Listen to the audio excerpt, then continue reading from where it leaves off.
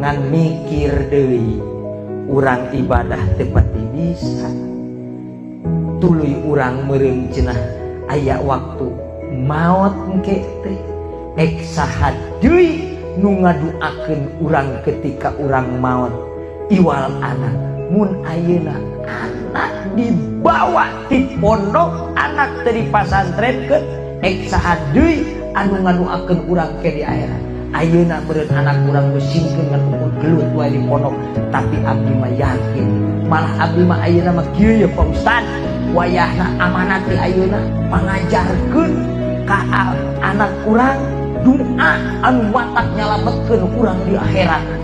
Oh pasti atuh ari budak soleh mah cing teh tak eta rezeki nu panggede-gedena nu bakal katarima di dunia budak soleh bakal ngadatangkeun rezeki di akhirat ge bakal nyalametkeun budak soleh kanu jadi indung bapakna. Alhamdulillah engke kahirupan urangna moal asa kabobolan ketika ngabiayaan